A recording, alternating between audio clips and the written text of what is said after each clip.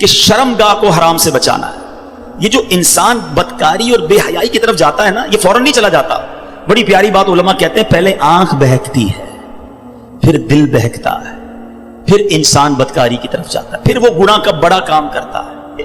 کہ تنہائی کے گناہ سے بچنا یہ بڑی کمال کی بات ہے، اور یہ بڑے کہتے ہیں اللہ والوں کا طریقہ ہے. اللہ نصیب کر دے کہ جب گناہ کا موقع ہے، کوئی نہیں دیکھ رہا، اس وقت اے کاش دل پر یہ خیال جاں گزی ہو جائے کہ رب دیکھ رہا ہے. ایک بار حضرت ابراہیم بن ادم رحمۃ اللہ تعالی کی بارگاہ میں ایک شخص آیا، آ کر کہتا ہے حضور میں گناہ سے نہیں بچ پاتا. پلیز ذرا غور سے سنیے گا، بہت خوبصورت کیور اور پریکاشن ہے گناہوں سے بچنے کے حوالے سے اس واقعے میں. کہتا ہے حضور میں بچنا چاہتا ہوں، گناہ ہو ہی جاتا ہے. ہو سکتا ہے میرے بھائی یا نوجوان بھی ایسے ہوں کہ جو چاہتے ہیں گناہ نہ کریں مگر گناہ ہو جاتا ہے. حضرت ابراہیم بن ادم نے کہا اچھا ایسا کرو، گناہ کرنا چاہتے ہو؟ کہتا ہاں بچ نہیں پاتا، مجھے کرنا پڑتا ہے گناہ. کہا ٹھیک ہے، اب جب بھی تمہارا گناہ کرنے کا جی چاہے نا تو اللہ کا رزق کھانا چھوڑ دینا. کہتا حضور یہ کیسے پاسبل ہے؟ دنیا میں جو کچھ ہے وہ اللہ نے عطا کیا، اس کے بغیر تو جی نہیں سکوں گا. کہا اچھا اب گناہ کرنے کا جی چاہے تو ٹھیک ہے گناہ کر لینا، مگر ایسی جگہ جا کے کرنا جہاں اللہ نہ دیکھ رہا ہو. تو کہتا حضور east west north south every where جدھر بھی جاؤں گا اللہ تو دیکھ رہا ہے نا، وہ اللہ کی کائنات ہے. اچھا ایسا کرو، گناہ کرنا ہے نا کرو، مگر اللہ کی زمین سے اللہ کی کائنات سے نکل کر لو. کہتا ہے میں اس کی ملک اور اس کی ملکیت والی جگہ سے بھی باہر نہیں جا سکتا. اچھا گناہ کرنے کا جی چاہے ٹھیک ہے، کرنا چاہے تو کر لینا، مگر جب ملک الموت تمہاری روح قبض کرنے آئے نا تو ان کو منع کر دینا کہ نہیں میری روح قبض نہ کریں، میں نے ابھی توبہ کرنی ہے. تو کہا حضرت nobody have power to deny. کون ہے جو ملک الموت کو منع کر سکے گا کہ میری روح قبض نہ کرو؟ جو وقت ہے وہ تو آ کر رہے گا. فرمایا اچھا پھر ایسا کرو گناہ جتنے کرنے کر لو، مگر قیامت کے دن جب فرشتے تمہیں جہنم کی طرف لے جانے لگے نا تو ان کو منع کر دینا کہ نہیں میں نہیں جاتا. کہا حضرت یہ کس کے پاس پاور ہے؟ وہ تو گھسیٹتے ہوئے جہنم میں لے جائیں گے، وہاں تو جو حکم ہو گیا اس پر عمل ہوگا. اب حضرت ابراہیم بن ادم نے پہلے کہتے ہیں نا مقدمہ، ایک آپ کہتے ہیں نا پہلے جزیات جمع کیے، باقاعدہ اس کا مائنڈ سیٹ بنایا، اب اسے خوبصورت سمری بیان کی. فرماتے بیٹا ایک بات سنو، تم اللہ کا رزق کھانا چھوڑ نہیں سکتے، اللہ کے ملک سے باہر جا نہیں سکتے، مرنے سے پہلے ملک الموت آئے تو ان کو منع نہیں کر سکتے، جہنم کے فرشتے تمہیں عذاب کے لیے لے جائیں تو ان کو بھی روک نہیں سکتے. جب یہ سارے کام نہیں کر سکتے تو پھر ایک کام کر لو، گناہ کرنا ہی چھوڑ دو. پھر وہ بندہ زاروں کتار رونے لگا اور کہتا ہے حضرت میں وعدہ کرتا ہوں آج کے بعد گناہ نہیں کروں گا. اے میرے بھائیوں میرے نوجوانوں، میں بہت اچھی طرح جانتا ہوں، میں آپ کی لائف گزار چکا ہوں، میں بھی اسٹوڈنٹ رہا ہوں. یہ لائف بڑی ڈیفیکلٹ ہے، شیطان اس میں بڑا حملہ کرتا ہے، نفس بڑا حملہ کرتا ہے، گناہوں کی طرف بہت کھینچتا ہے. مگر یہ ولیوں کا شیوا ہے کہ وہ جوانی میں عبادت کرے. اللہ کو بڑا پسند ہے وہ نوجوان. اللہ فرشتوں پر فخر فرماتا ہے کہ دیکھو میرا بندہ جوان ہے اور میری عبادت کر رہا ہے. مگر آج جوان کہتا ہے جوانی تو دیوانی ہے، مزے کرنے کے دن ہیں. مولوی صاحب بوڑھا ہونے کے بعد میں اللہ اللہ ہی کروں گا، 40-50 سال کے بعد میں مسجد میں بھی چلا جاؤں گا، میں داڑھی بھی رکھ لوں گا، ابھی تو انجوائے کرنے دو. چلو آج آپ اور میں ایک ڈسکس کر لیتے ہیں. If you want to enjoy in this life، آپ چاہتے ہیں کہ ابھی مزے کرنے دیں، بعد میں نے توبہ کر لینی ہے، تو ایک چھوٹی سی ڈیبیٹ آپس میں کر لیتے ہیں. چلیں جناب، آپ میں سے کون ہے اتنے بڑے ہال میں جس کے پاس یہ گارنٹی ہے کہ وہ 50 سال کا ہونے تک زندہ رہے گا؟ Anybody have guarantee? Nobody has guarantee. 50 سال زندگی مجھے ملے گی، کوئی ہے؟ نہیں ہے. چلیں ایسا کوئی بھائی بیٹھا ہو جو بتائے جو 1 سال میں زندہ رہوں گا؟ Nobody has guarantee for live for 1 year. چلو 1 ہفتہ زندہ رہنے کی گارنٹی ہے، کل صبح تک زندہ رہنے کی گارنٹی ہے.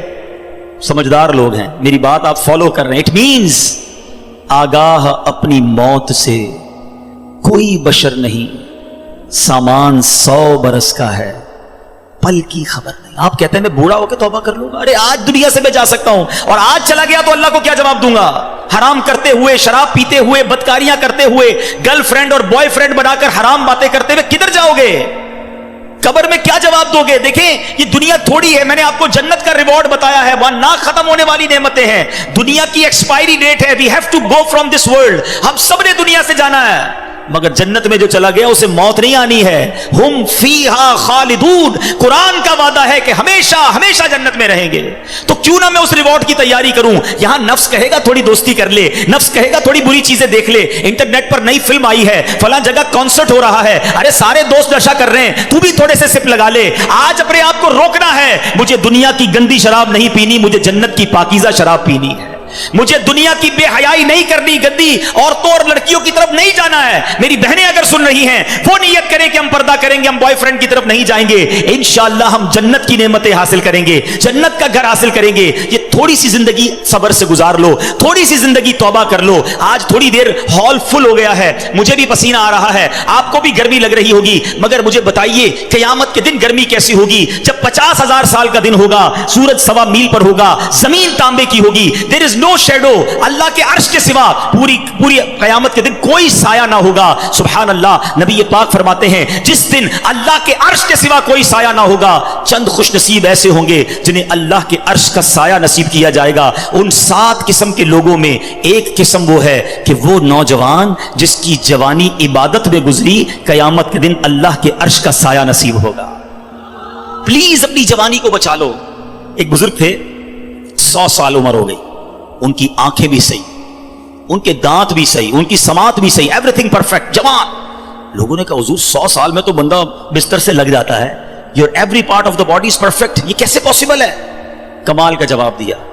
کہتے ہیں میں نے جوانی میں اپنے in part of the body کو اللہ کی نافرمانی میں صرف نہیں کیا، بڑھاپے میں اللہ تعالیٰ نے میرے نازا کو سلامت کر رکھا ہے.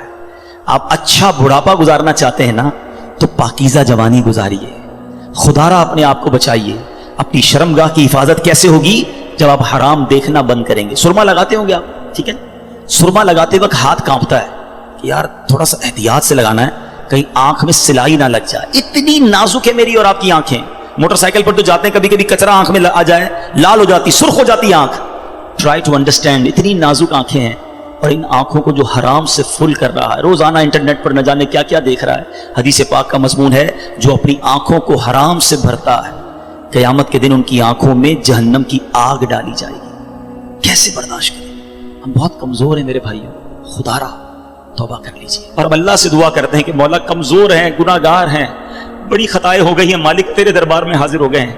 اللہ پچھلے گناہ معاف کر دے اور اگلی زندگی اچھی عطا کر دے، ہمیں نیک بنا دے. ہم آ جاتے ہیں شیطان کے واروں میں، کمزور ہیں. مالک تو طاقتور ہے، ہماری مدد کر، ہمیں حرام دیکھنے سے بچا، ہمیں حرام سننے سے بچا، ہمیں حرام بولنے سے بچا، ہمیں اپنی اعضاء کو حرام کاریوں سے بچانا نصیب فرما. اور جن خوش نصیبوں کو نبی پاک نے جنت کی گارنٹی دی ہے، اے اللہ ان خوش نصیبوں میں ہمیں بھی شامل فرما لے. یہ بدکاری کتنا برا گناہ ہے. یہ جو لوگ حرام کاری کی طرف جاتے ہیں تھوڑی سی انجوائمنٹ کے لیے، ایسے پروگرامز میں جانا جو آپ کا دل اس طرف لے جائیں حرام کاری کی طرف، ہمیں پہلے پریکاشن کرنی ہوگی کہ تاکہ ہم اس طرف نہ جائیں اور اپنے آپ کو بچا لیں. تو آج میرا میسج یہی ہے، آج میرا پیغام یہی ہے کہ خدا را اپنی زبان کی حفاظت کریں، اپنی آنکھوں کی حفاظت کریں، اپنی پاکیزگی کی حفاظت کریں، نہ جائیں حرام کاریوں کی طرف. اب اس میں بہت بڑا پرابلم پتہ ہے کیا ہے؟ یہ باتیں سن کر ہو سکتا ہے، I'm not sure کہ سب کا ذہن بن رہا ہو، مگر ایسے سعادت مند بھی ہوں گے جن کا یہ ذہن بن رہا ہوگا کہ یہ ٹھیک بات کر رہے ہیں، مجھے اکیلے قبر میں جانا ہے اور اپنی کرنی کا جواب اکیلے ہی دینا ہے. اب اگر مجھے اپنی قبر روشن کرنی ہے تو مجھے ان گناہوں سے بچنا ہوگا. یاد رکھو، جس طرح فیوچر برائٹ کے بارے میں سوچتے ہو نا کہ برائٹ فیوچر ہو جائے، کبھی برائٹ گریو کے بارے میں سوچا میری قبر بھی برائٹ ہو جائے؟ کیونکہ قبر 2 طرح کی ہوگی. There are only 2 types of graves. رسول اللہ صلی اللہ علیہ وسلم فرماتے ہیں قبر 2 طرح کی ہوتی ہے، حدیث پاک کا مضمون ہے، یا تو جنت کا باغ یا دوزخ کا گھڑا. Now it's up to you which type of grave you like to live. کتنے سال قیامت تک کے لیے اس قبر میں رہو گے اور کیسے رہو گے؟ جہنم کے گھڑے میں، سانپ اور بچھوؤں میں، یا جنت کے باغ میں؟ یہ آپ نے ڈیسائیڈ کرنا ہے. اب پرابلم کیا ہے کہ اس طرح کی سپیچز، اس طرح کے پروگرامز دل پر اثر کرتے ہیں، مگر جب یہاں سے فارغ ہوں گے تو وہی دوست ہیں، وہی گیدرنگ ہے. یار چھوڑو یار، مولوی صاحب تو ڈرانے والی باتیں کر رہے تھے، پھر چلتے ہیں انجوائے کرتے ہیں.